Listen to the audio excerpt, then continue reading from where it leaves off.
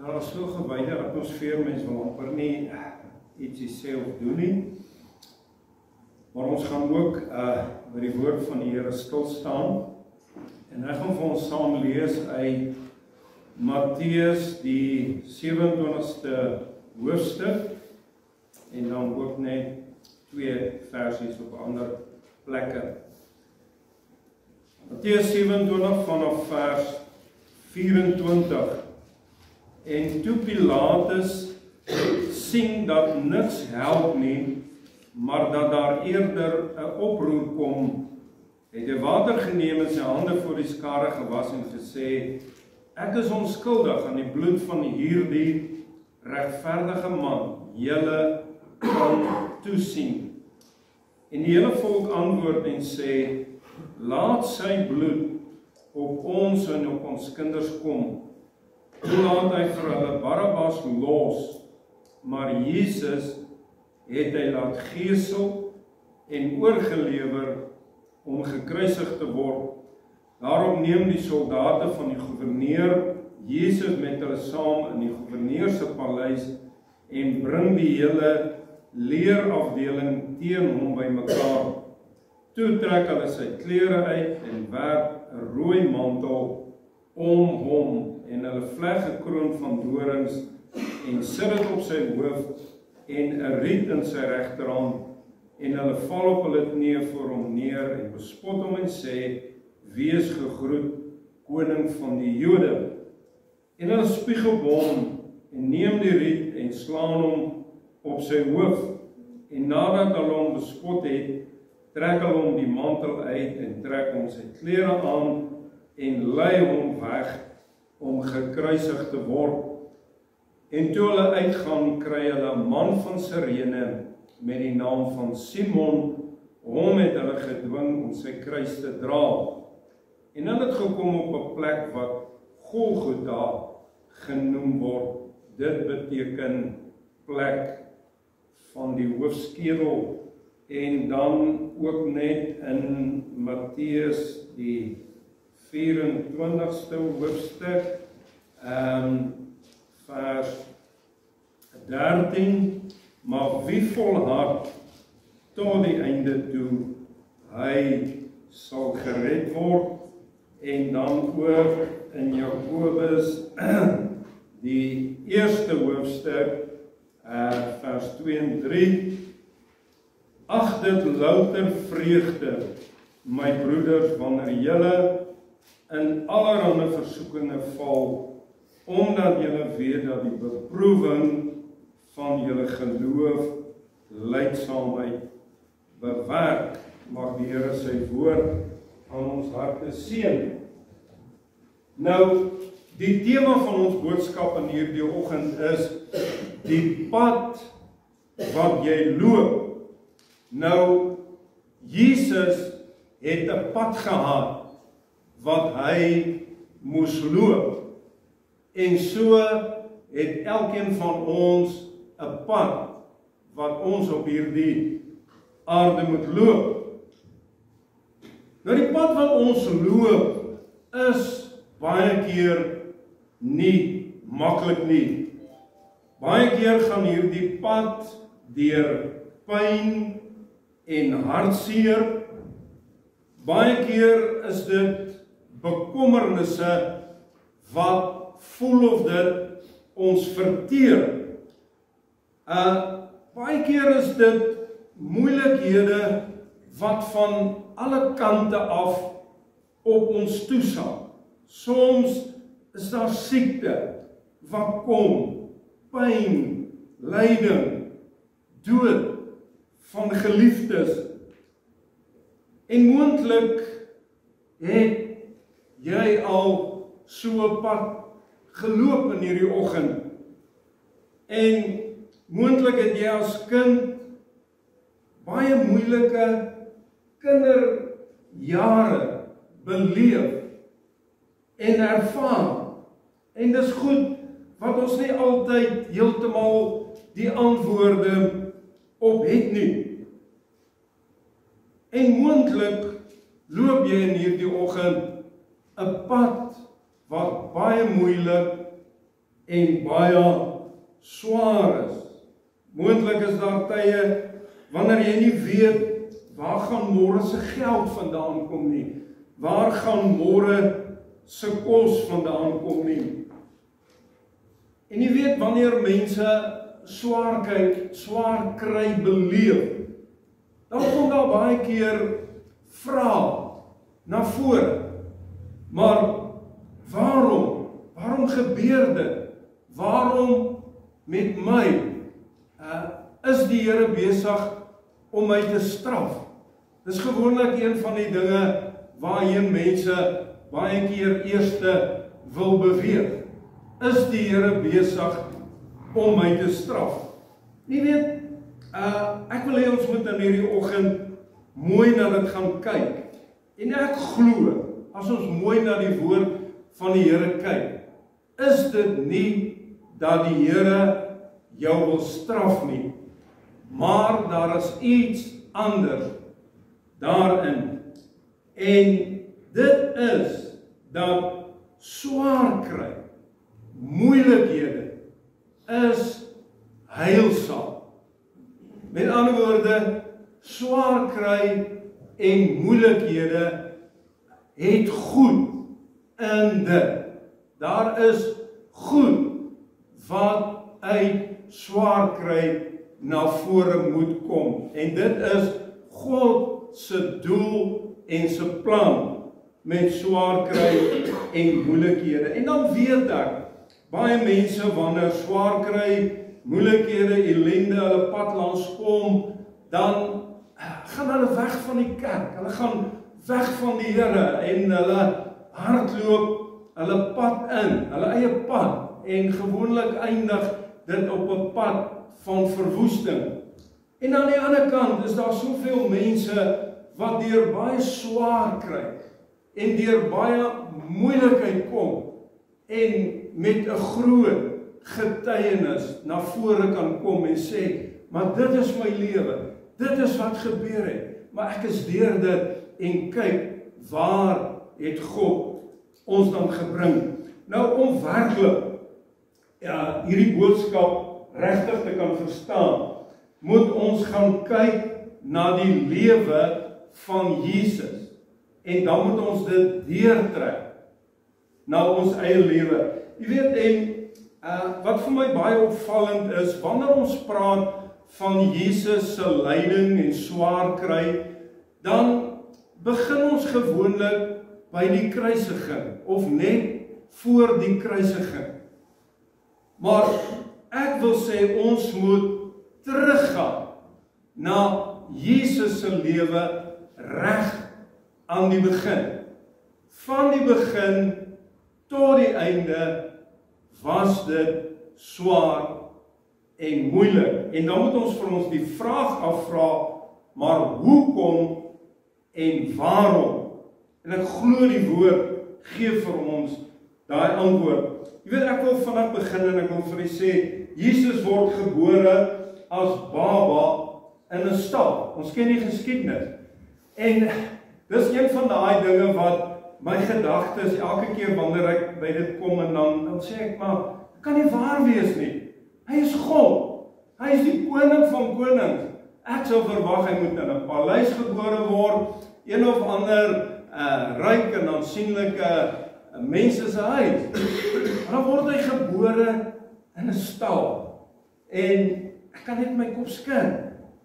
En nie eers in sy eie dorp nie. Dis in Bethlehem, want hulle gaan vir die inskrywing en daar word hy gebore. Vreemde dorp, in 'n stal. Ek meen enige ouer weet, as 'n nuweling moet arriveer, alles word reggemaak, jy wil rustig daar by jou huis wees, reg wees vir die nuweling, die aankomeling. Nou, dis alles behalwe dit. In plain Afrikaans, dis chaos in 'n stad. Daar word die koning gebore. En dan wil die koning in daai tyd Jesus doodmaak. En dan moet sy ouers vlug met hom na Egipte. Daar's nie busse en treine nie. Hulle moet loop of met 'n donkie en dis ver. En dan bly hulle in hierdie vreemde land. En dan na 'n tyd, as die koning dood is, dan kom hulle weer terug. En dan gaan bly hulle nie in Jerusalem, hierdie welbekende stad nie. Hulle gaan na Nasaret toe. Die veragtelike dorpie. Dis wat die Bybel vir ons sê. Want die gesegde in daai tyd was, kan uit Nasaret iets goeds na vore kom. Met ander woorde, dit wil voorkom, Nasaret was daai klein, arme mense, versukkelde mense. Daar's niemands goed daar nie. Dis regtig 'n swaar kry, sukkelende, niks werd dorpie. En daar word Jesus dan gevestig. Daar vestig sy ouers, en dan is sy ouers nie welvarend nie. Skrynwerker. En hier word Jesus groot, en ek glo van baie kleins af, as hy betrokke daar, moet hout aandra, moet help saag, en baie van hierdie dinge. En dan sê die geskiedenis vir ons, dat Jesus se vader, Josef, het baie vroeg gesterf. Ons weet nie waaraan nie, en dis net logies, dat Jesus as die oudste, moes dan die rol vervul van die broodwinner. So, hy moet na vore tree as skrynwerker, hy moet voorsien vir die hele gesin, en hy moet hard werk, tot op 30-jarige ouderdom. Moet hy hard werk, moet hy swee, en in die skrynwerkerswinkel moet hy voorsien vir die gesin. En dan, op 30-jarige ouderdom, vertel die geskiedenis, gaan Jesus verlaat hy Nasaret en gaan hy na Kapernaum. Nou, Kapernaum is in die noordelike gedeelte van die see van Galilea, daai tyd 'n groot handelsdorp wat daar was. Op die stadium is dit nie meer 'n dorp nie, en van daar af het Jesus sy bediening dan begin en voortgesit. En jy weet 'n ander ding, as 'n mens lees die evangelies, en dan sien jy Jesus doen wonderwerke, en hy vermeerder die visies, en hy vermeerder die brood, en dan lyk alles so lekker. Dit het net goed gegaan. Maar dan sê Jesus self, hy sê, die jakkalse het gate, en die voëls van die hemel het neste. Hy sê, maar die seun van God het geen plek waar hy sy hoof kan neerlê nie. Met ander woorde, wat sê Jesus vir ons? Hulle het dikwels in die veld geslaap, in die oop veld. Daar het hulle vernag in hierdie 3,5 jaar, wat hy bedien het. Jy weet, dan word dit so duidelik vir ons. Jesus het nie hierdie maklike lewe gehad nie, en ek gaan vir u later wys die doel, glo ek. En dan wil ek hê ons moet vinnig kyk na dit wat ons gewoonlik net na kyk. Die aand voor die kruisiging. En so hierdie swaar, moeilike lewe van Jesus was die aanloop, was die voorbereiding van dit wat op Goeie Vrydag sou plaasvind. Dit het hom sterk gemaak. Dit het hom voorberei. En ja, as mens vra ons, maar hoe dan so? Maar Jesus was God, maar hy was ook mens. En daarom moes hy daai pad loop. Nou, dit het opgeloop na dit wat dan op kruisigingsdag sou gebeur. Nou die aand, vinnig, die gebeure voor en met die kruisiging. Die aand, voor die kruisiging het hulle die nagmaal gehou, of en dit was binne in Jerusalem. En na dit sê die Bybel, het hulle uitgegaan na die tuin van Getsemane. Nou die van u wat al in Jerusalem was of in Israel was, dis dan binne die stad, jy moet by die stadsmuur uitgaan, teen 'n skynste afgaan oor die spruit van Kidron, aan die ander kant is die tuin van Getsemane. En daar het Judas vir Jesus verraai, daar is hy gevange geneem. Dan het hulle met Jesus weer deur die spruit van Kidron en deur 'n steil hoogte op, en net aan die buitekant van die stadsmuur was die huis of paleis van Caiaphas. En dit is waar hulle Jesus dan gevat het, en daar het hulle hom gespot, hulle het hom gespieg. Die Bybel sê hulle het hom in die gesig geslaan, hulle het hom met stokke geslaan, en wat dan verder gebeur het, hulle het Jesus daar in 'n sel gesit, maar dit is nie regtig 'n sel nie, dit is 'n kamer, maar het ook nie 'n deur nie, aan die bokant is 'n gat. En dan is die gevangene, in die geval Jesus, dan by die gat afgegooi, omtrent 3 meter hoog, so met geweld afgegooi in hierdie kamer in. En daar moes hy die nag deurbring. Ek glo dit was koud, want die Bybel sê Petrus het hom warm gemaak by die vuur, so in hierdie koue sel, nadat hy reeds geslaan en gemartel is. En dan die volgende oggend het hulle hom met 'n tou dan deur daai gat uit opgetrek en Jesus toegevat na die gouverneur se paleis toe, wat weer hoër op in die stad was. En daar het hulle weer dieselfde gedoen. Hulle het hom gespot, uitgelag, gespieg en toe gegeesel. En na dit moet Jesus sy kruis geneem het, en dan op hierdie lydingsweg moes hy toe opgaan na die Golgotha's heuwel. Nou as jy in Jerusalem is dit styl op. Van die paleis van Caiaphas na die paleis van die gouverneur, dit styl op, en van daar is dit styl op, smal weg, wat Jesus hierdie kruis moes dra.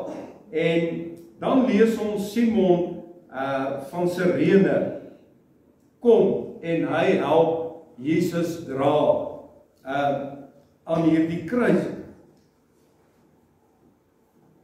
En wanneer ons mooi na dit gaan kyk, dan sê die Bybel ook vir ons daar in Hebreërs, as ek reg is, hy sê Jesus het gehoorsaamheid geleer uit wat hy gelei het. En vir my kon dit nooit regtig sin maak nie. Hoe kan Jesus dan, as ons dan die lyding van Jesus vat, net met die kruisiging, hoe kan hy dan daar gehoorsaamheid leer? Dis dan op die einde. So die Bybel wil vir ons sê, Jesus het 'n baie moeilike lewe gehad. Hy het gehoorsaamheid geleer uit wat hy gelei het.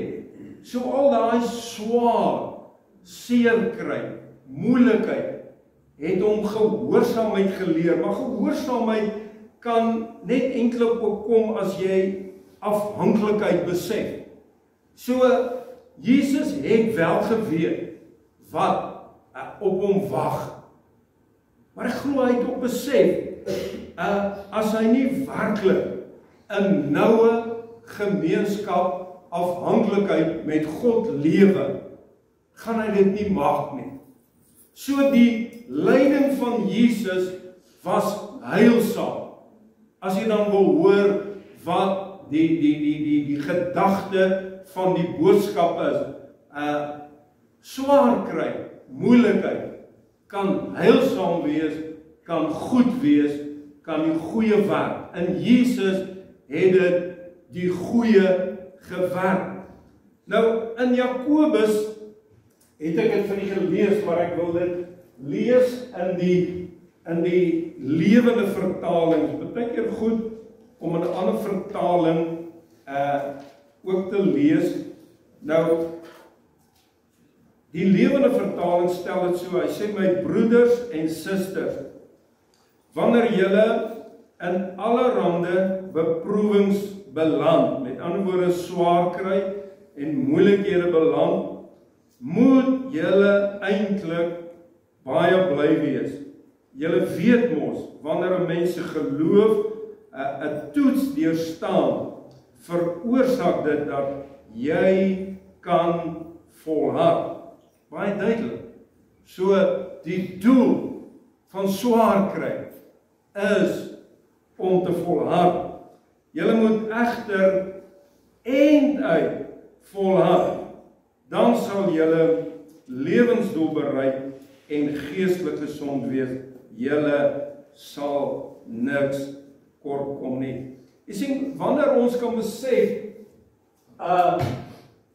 die doel van moeilikhede en probleme, nou die ou vertaling is ook mooi, dit gebruik daar 'n woord in Jakobus waar hy sê dat hierdie swaar kry bring lydsaamheid.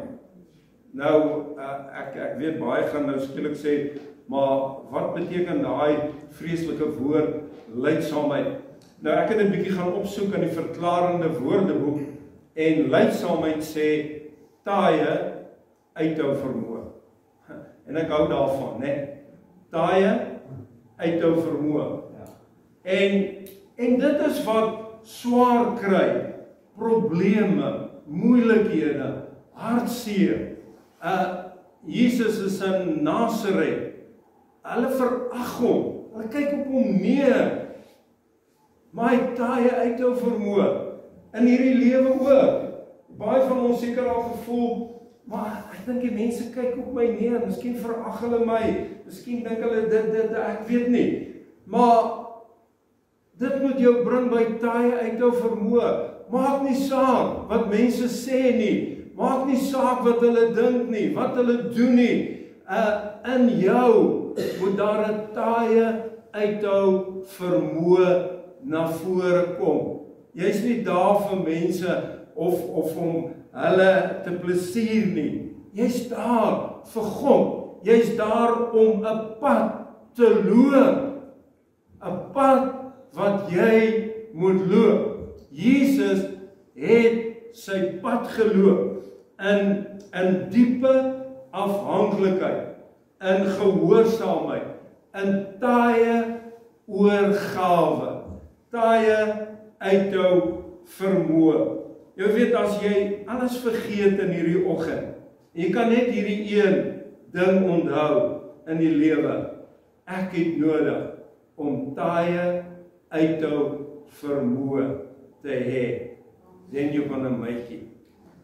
Dis al wat God vra. Jy weet, ons as mens, dis so ironies, né? Wanneer ons probleme en dinge het, dan bid ons, né? En ons bid, al die goede weggaan. Want ons raaf van dit moet lekker gaan, né? En God wil nie altyd daai gebed van ons so antwoord nie. Want jy, baie keer, kom hierdie goed. Want God sê, ek weet op jou pad, gaan daar moeilike dae kom. En ek wil jou taai maak. Ek wil jou sterk maak. Ek wil jou geloof laat groei.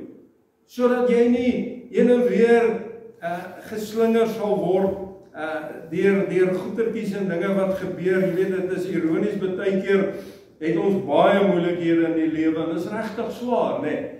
Maar baie keer is dit sulke klein goedjies wat mense van koers af wil dryf.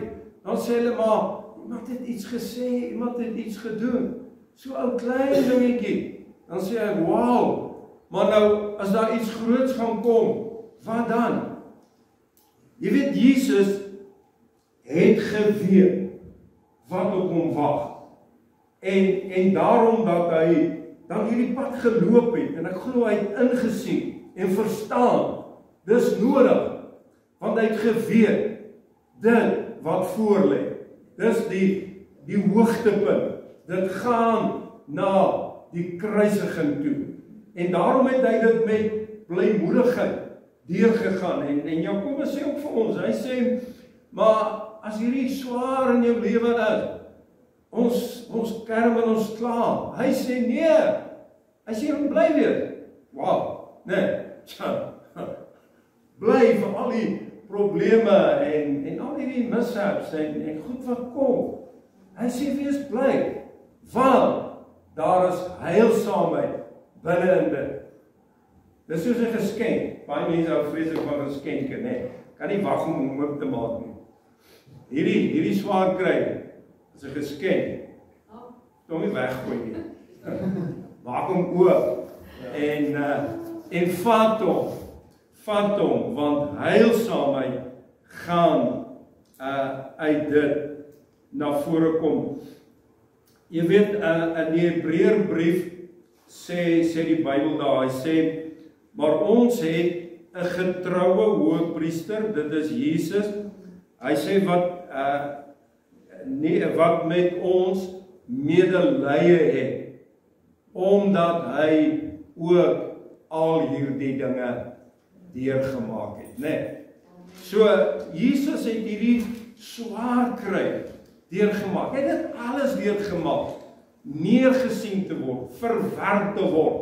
Oral waar hy kom en hy doen goed en hy preek en kom die geestelikes en hulle staan hom te en hulle beskinder hom en beswadder hom, al daai goed.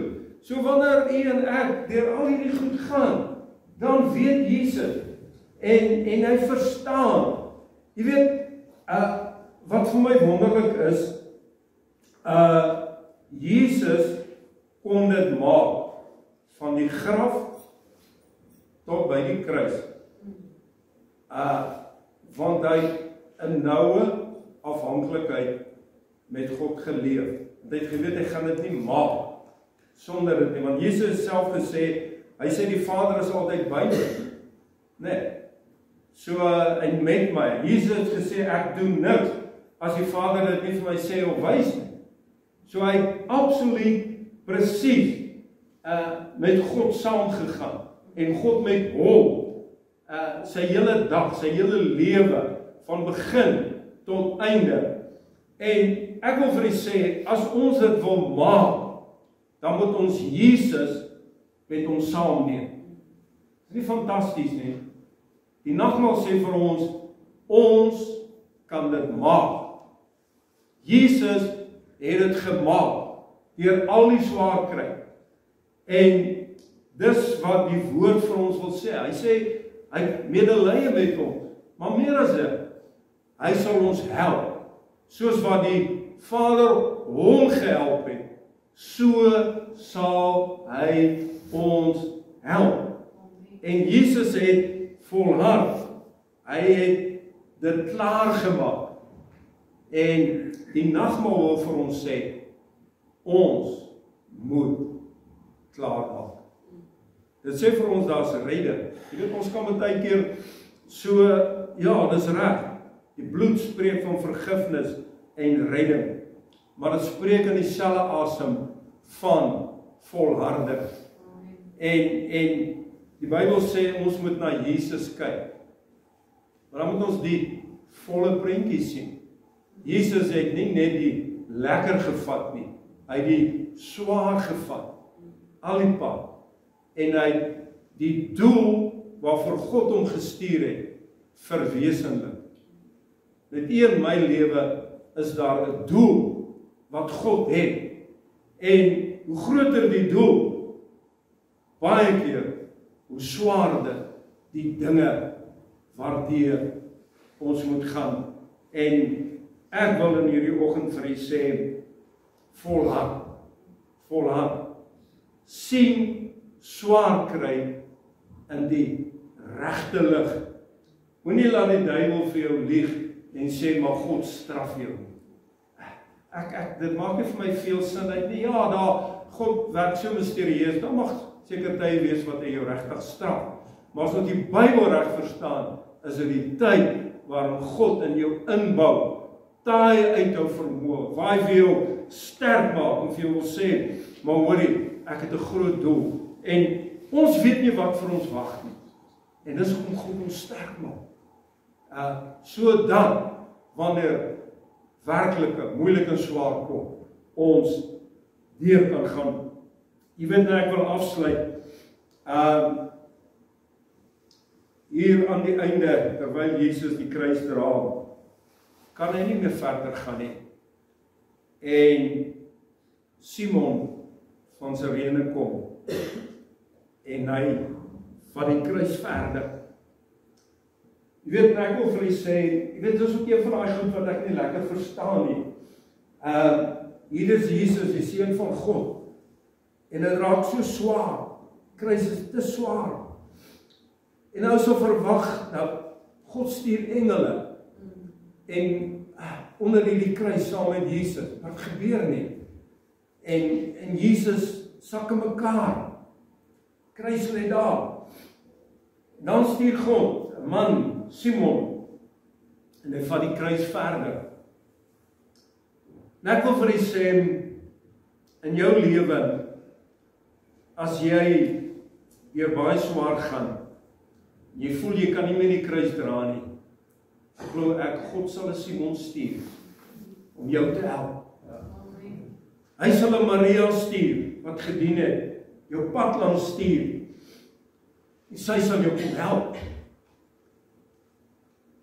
Maar dan wil ek ook vra vanoggend, is jy bereid om 'n Simon te wees vir iemand anders? Is jy bereid om 'n Simon te wees vir jou kinders? Wanneer jou kinders werklik swaar kry, seer kry, moeilik gaan, is jy bereid daai kruis help dra? Is jy bereid om die kruis te dra vir jou ouers, familielid, vriend, iemand in die kerk, dalk 'n vreemdeling? Is jy bereid daai kruis help dra? Jy weet die lewe waarin ons is, kan miskien nie alles vir almal doen nie. Maar baie keer, iemand net nodig, jy 'n handdruk gee, handdruk wat sê, ek weet jy kry swaar, dink aan jou, weet van jou, miskien net 'n hand op die skouer, wat wil sê, maar hou moed, staan sterk, jy gaan weerkom, jy gaan aan die ander kant uitkom, God is getrou, hy is besig om jou sterk te maak, hy is besig om in jou in te bou, besig om taaie uit te bou, in jou te plaas. Mag die Here vir ons help, dat ons werklik met nuwe oë kan kyk na die lewe, ook na moeilike tye, swaar kry, dat ons begrip kan hê, en net nader beweeg. Jy weet, swaar tye, of vir jou sê, beweeg nader aan Jesus, want as jy naby hom is, gaan jy deurkom, gaan jy volhard, kan jy aan die kant uitkom. Kom ons sluit ons oor.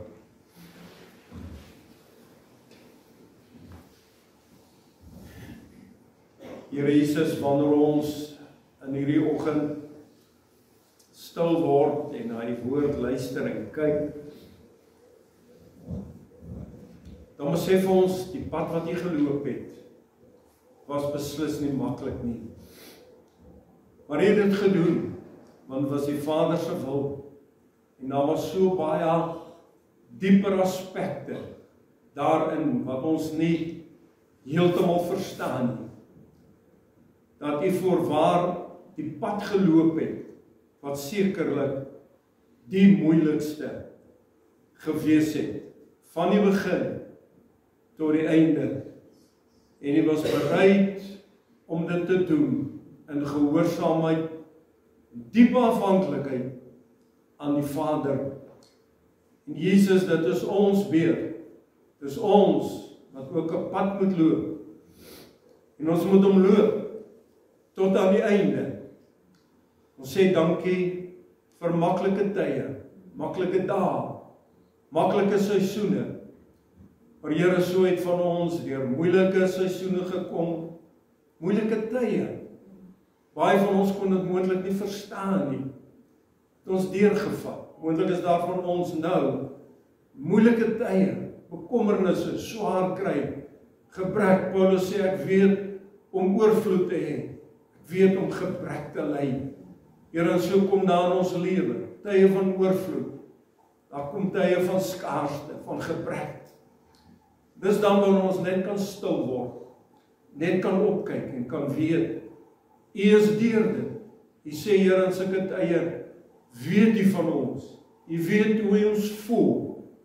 En Here, U sal vir ons deurvat.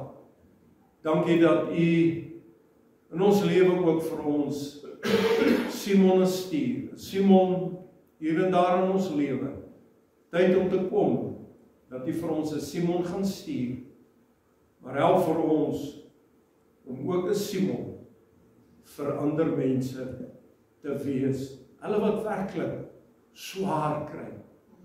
Here, dat ons vir hulle kan ondersteun in gebed, in woord en in daad.